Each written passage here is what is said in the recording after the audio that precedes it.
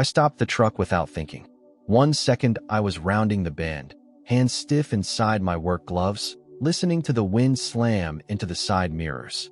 The next second, my foot was already on the brake. Something had moved near the ditch. Not a deer. Too small. Too low. The mountain road was empty. No cars behind me. Just the hiss of wet asphalt and the smell of broken branches after the storm. The night wind had torn through this place hard. Pines were snapped like matchsticks. Gravel washed down onto the shoulder. Puddles stretched across the curves like dark glass. I stepped out and pulled my jacket tighter. Cold cut straight through the fabric. Under the bushes, near the edge of the culvert, something made a sound. Thin. Sharp. Not loud enough to be confident. I crouched and pushed the branches aside with one gloved hand. It was a lynx cub. Small. Too small to be alone. Its fur was soaked flat against its body, clumped with mud and pine needles. One ear twitched when I moved closer. The cub tried to hiss, but the sound came out broken, like air leaking from a tire. Its mouth opened wide, showing tiny teeth that meant nothing right now. I froze. Every instinct told me to pick it up, to wrap it in my jacket and get it out of the cold. But another thought hit just as hard. If the mother was nearby, if she had gone to hunt or was circling back, touching the cub could ruin everything. I straightened slowly and looked around. Trees. Rocks. Snowmelt dripping from branches. Nothing moved. No shape between the trunks. No sound except wind and the distant rush of water down the slope. I pulled my phone from my pocket with stiff fingers. The dispatcher answered after 2 rings. A woman with a calm voice that did not rush me. I told her where I was. Mile marker. Curve near the old logging spur. I told her what I saw. A lynx cub. Alive. Cold. She did not interrupt. When I finished, she said to slow down. She asked how the cub was breathing, whether it could move its head, whether there was blood. I answered each question carefully, kneeling a few feet away so the cub could still see me. She told me not to feed it. Not water. Not milk. Nothing. She told me not to hold it against my body. Human heat could do more harm than good. Indirect warmth only, she said. Block the wind. Keep it dry. Minimal contact. She said a wildlife officer was already on the way. If the cub weakened further, I might need to transport it to a meeting point. She would stay on the line. I took off my jacket and held it like a shield between the cub and the wind, anchoring it with stones so it did not touch the animal. The cub shifted slightly, then went still, sides fluttering fast. As I waited, my phone pressed to my ear. A thought slipped in without warning. After my wife died, I could not stand silence. That was all. No explanation. No memory. Just the fact. Silence at home felt louder than any storm. I kept the radio on at night. I left lights burning in rooms I was not using. I drove longer routes to avoid walking into an empty house too early. The cub squeaked again. Weak, but there. The dispatcher asked me to describe the area again. She wanted to know about tracks, about damage from the storm. I told her about the fallen trees and the washed-out ditch. I told her the cub was right where runoff would have dragged it down if it slipped another foot. She was quiet for a moment. Then she said something that made my chest tighten. The mother could be very close. Lynx mothers sometimes move their young during storms, she said. If the cub slipped or got separated, the mother might already be searching. If we acted wrong now, if we left scent everywhere or moved the cub too far, it could lose its only real chance. I looked back into the trees. The forest did not look empty anymore. It looked like it was watching. I asked what I should do if the mother appeared. She told me to back away slowly. Get to my vehicle. Do not run. Minutes passed. My knees went numb from the cold ground. A truck roared past in the opposite lane, throwing spray across the road. The cub flinched and tried to crawl, dragging one forepaw strangely before giving up. I told the dispatcher about the paw. Her voice sharpened just a little. That changed things, she said. If there was an injury, waiting too long could be worse than moving the cub. The officer was still several minutes out. She asked if I was capable of driving carefully. I said yes. She told me where to go. A small turnout near a closed ranger station. She told me exactly how to lift the cub if I had to. Gloves on. Support the body. No stroking. No talking. I ended the call and stood there for a second, staring at the cub. I did not want to be the reason it failed. I did not want to walk away either. I picked it up exactly the way she said. The cub was lighter than I expected. Too light. Its body trembled once, then went still against my hands. Not calm, just exhausted. I placed it in a crate I kept in the truck for tools, lined with a dry tarp. I left the lid cracked for air and started the engine. As I pulled back onto the road, I caught movement in the mirror. Just for a second. Between the trees, something tall and silent shifted position. I could not tell if it was real, but the dispatcher's word stayed with me. If we get this wrong now, it will never go back to the wild. We met at a gas station that barely deserved the name. 2 pumps, a flickering sign, and a closed ranger post across the road with a chained gate. The wildlife officer was already there, leaning against a pickup with mud up to the wheel wells. He introduced himself as Mark. American accent, calm voice, eyes that did not miss details. He looked at my truck first, then at the crate in the back. He asked when exactly I had found the cub. I told him the time. Early morning, just after sunrise. He asked about the storm. When it started. When the wind was strongest. Whether water had crossed the road. Whether any trees had fallen near the ditch. I answered as clearly as I could. He nodded, storing it all away. Then he asked about tracks. I told him I had not seen clear paw prints. Too much runoff. Too much mud. I told him there was no blood. No tire marks close to the cub. Just washed gravel and broken branches.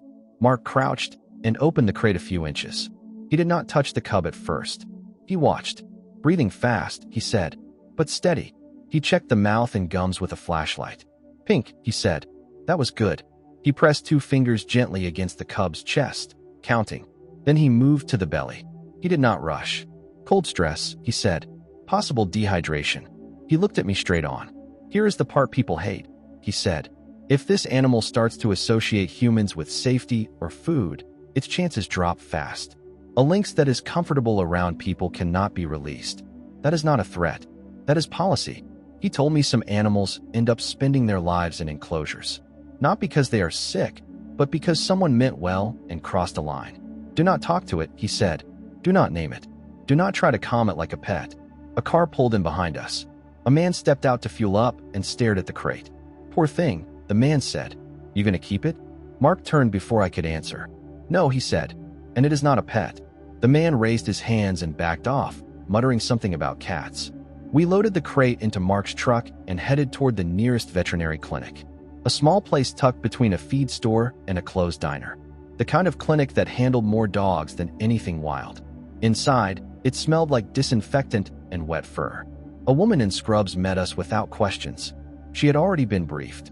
They placed the cub on a metal table with a rubber mat. Mark stood on one side. I stood back where they told me to stand. The vet checked the eyes with a light.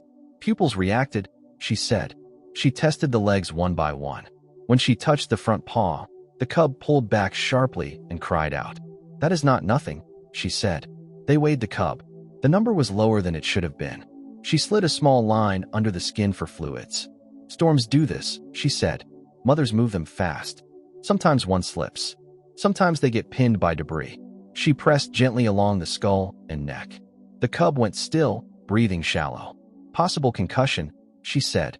Or just shock. We will not know without time. A woman and her daughter watched from the hallway. The girl whispered that it looked like a baby kitten. The mother smiled at me. You could give it a good home, she said. Mark stepped in immediately. No, he said. If he does that, this animal never goes back where it belongs. The vet straightened and looked at Mark. This cub cannot stay here, she said. It needs a rehabilitation center. Today, she told us the distance. About 2 hours by road if traffic stayed light. There is swelling, she said, and the way it guarded that paw worries me.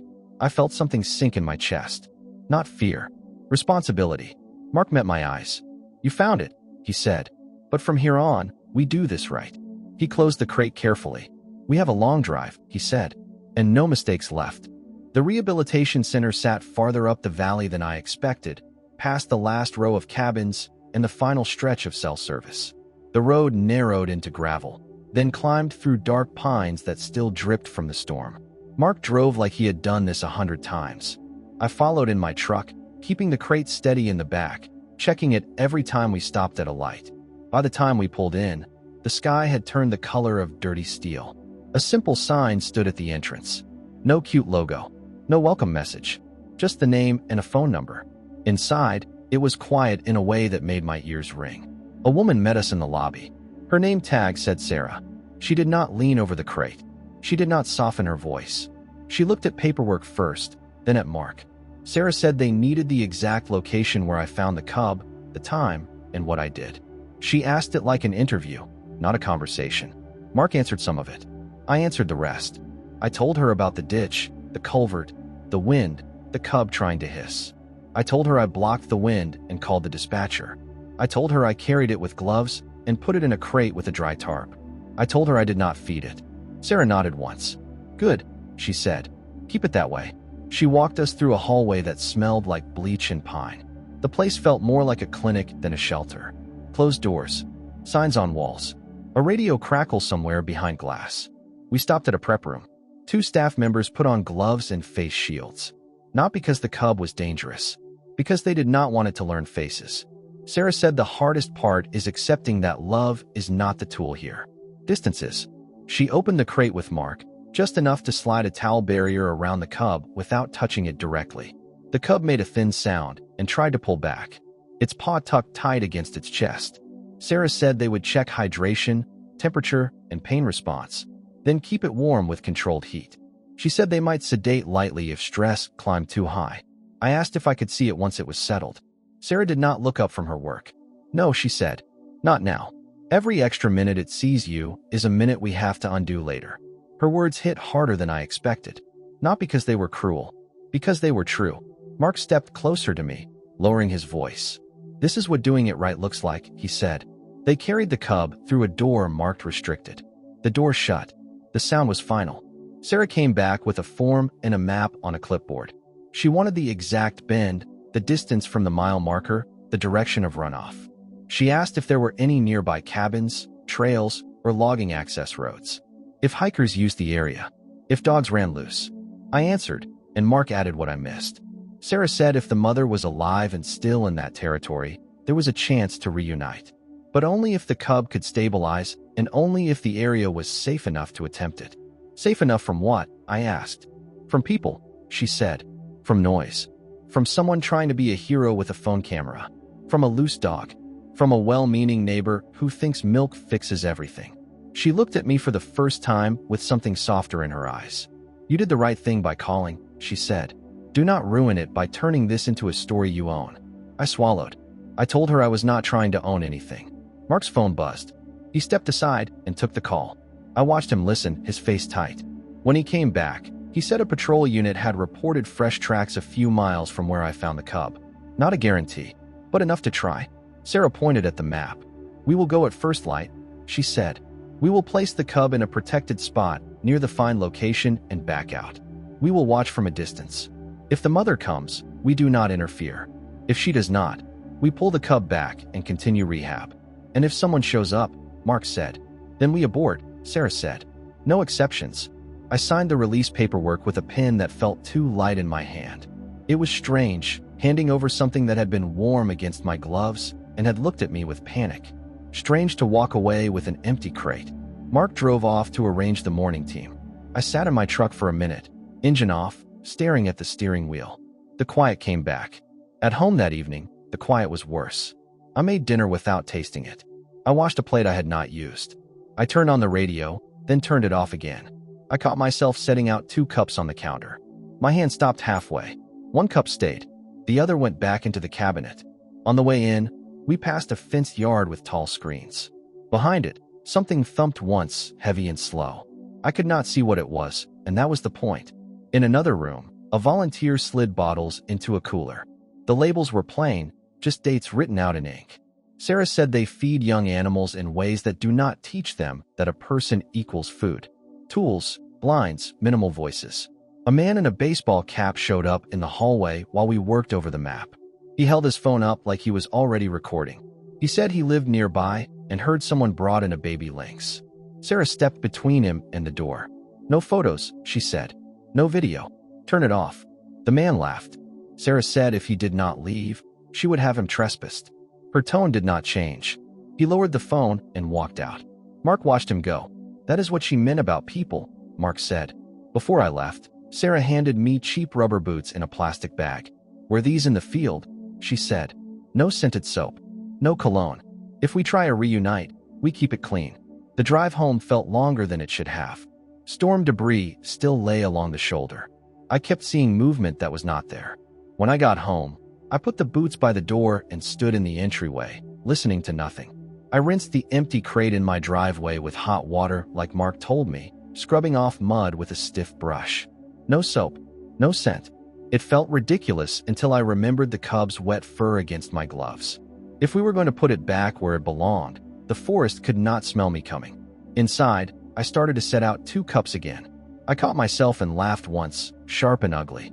I put 1 cup back and left the other by the sink, like a small promise I did not know how to explain. I tried the radio, then turned it off. The quiet pressed in, and I understood why I had stopped on that road without thinking. Then my phone lit up near midnight. Mark's name on the screen. Mark said we leave before dawn. He said I needed to be there because I knew the exact spot and the access road that would keep us out of sight. Then he paused. Mark said if the mother is out there, she will not forgive mistakes. I did not sleep. I just watched the dark window and waited for morning. We left before dawn.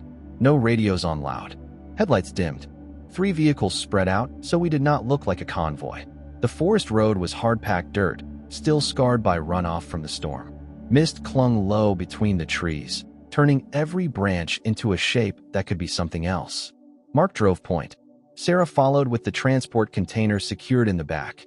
I came last, because I knew where to stop without announcing it. We parked far from the road. Doors closed slow. No talking above a whisper. Sarah handed out gloves and disposable boot covers. Everything smelled like nothing. No soap, no fuel, no human sweetness. We carried the container together, careful not to bump it. The cub was quiet inside. Sedated just enough to keep stress down, Sarah said. Enough to breathe steady. Not enough to sleep through anything important. The spot looked different in the gray light. Less dramatic than in my memory.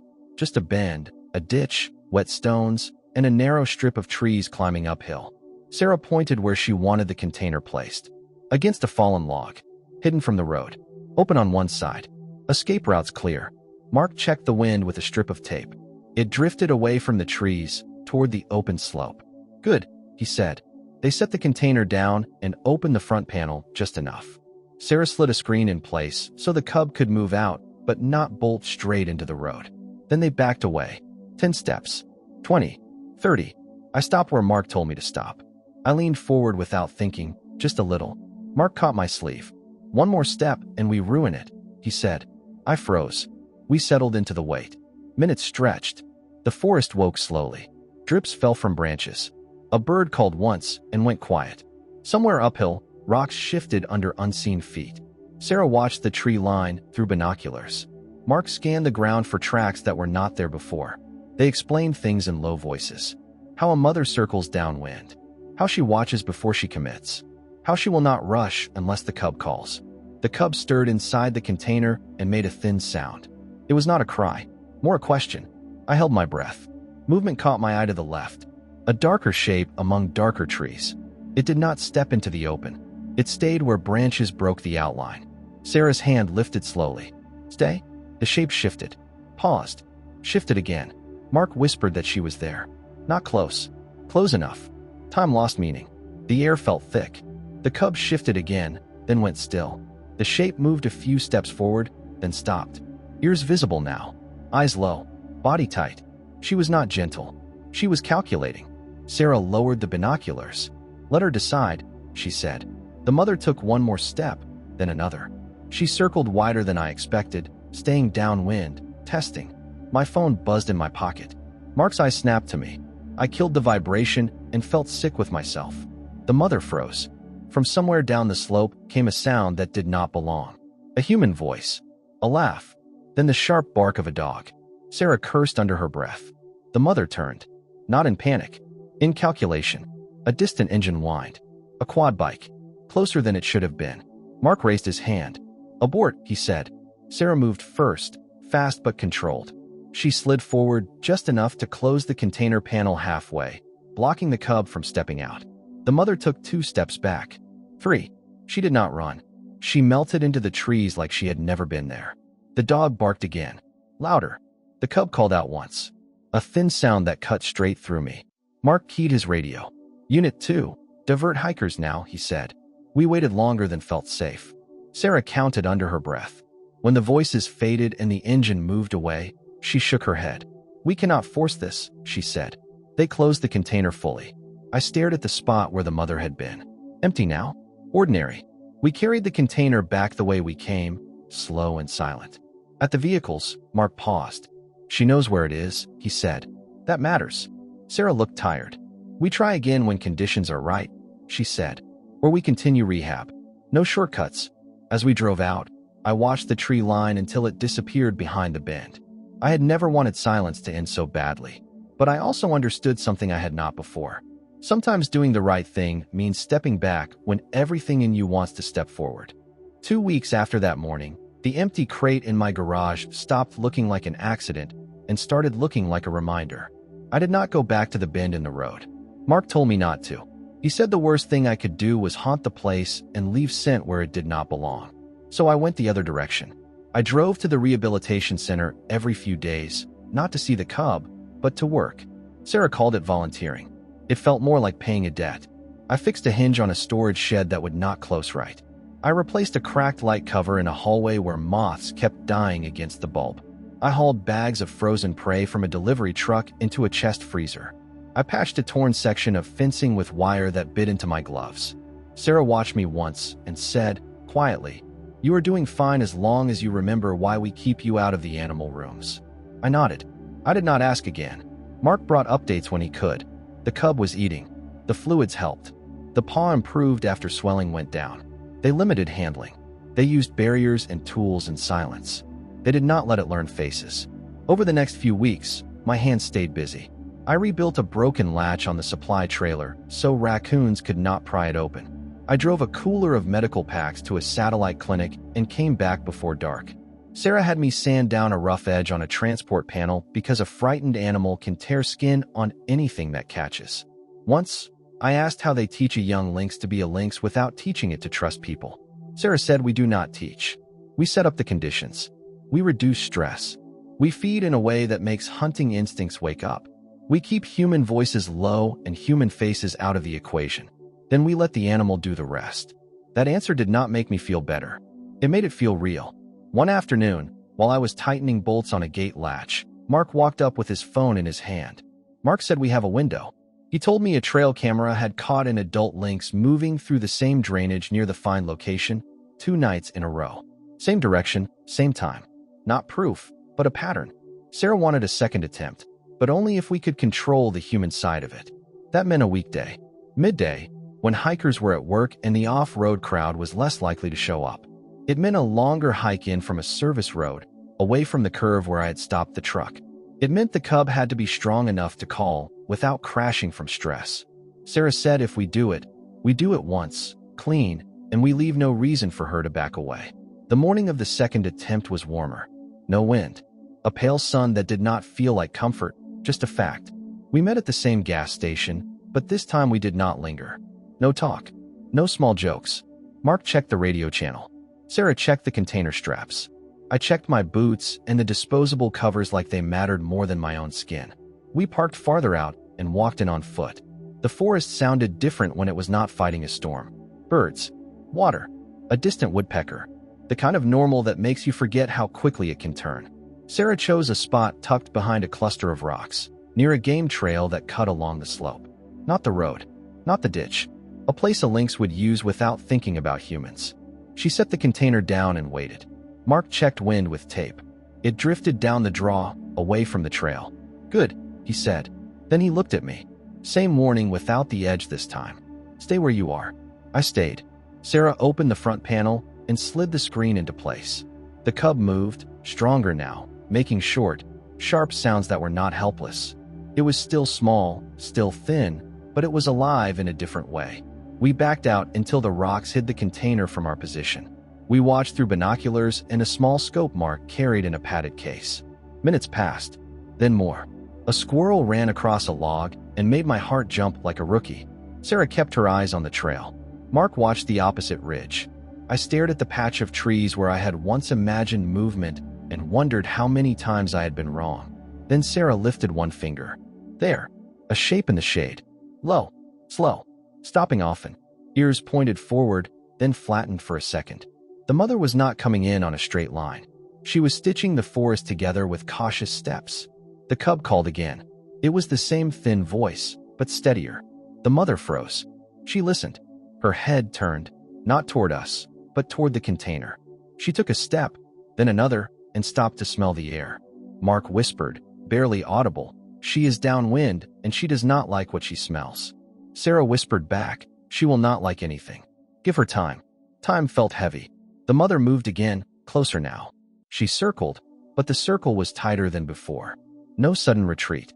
No melt into nothing. Just deliberate distance closing. The cub shifted and pressed toward the opening, but the screen kept it from bolting. It called once more. The mother answered, not with a call, but with a posture.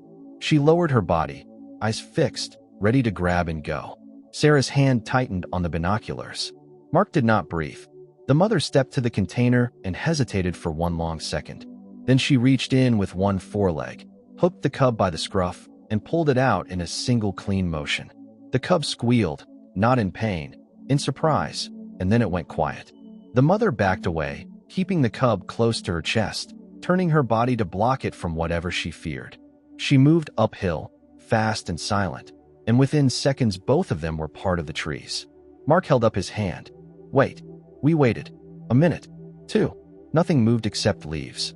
Sarah exhaled like she had been underwater. Sarah said, "That is as good as it gets." We did not chase. We did not celebrate in the woods. We packed up and walked out the way we came, leaving the container empty, leaving the ground as untouched as we could. Back at the vehicles, Mark looked at me. "Mark said you did right by stopping. And you did right by stepping back." I nodded, but my throat felt tight. On the drive home, the mountain road was the same road, the same curves, the same wet shadows under trees. But it did not feel like a trap.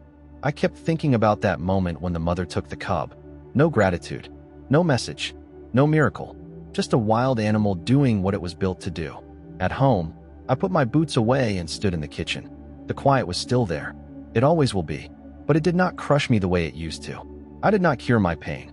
I just stopped running from it. If you are watching this and you ever find yourself in a moment like mine, do not make it about you. Call the right people. Follow the rules. Let the animal stay wild, even if your heart wants to hold it. That is what respect looks like. And sometimes, that is what saves 2 lives at once.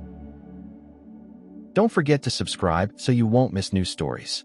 And now just click the playlist or the next video on your screen.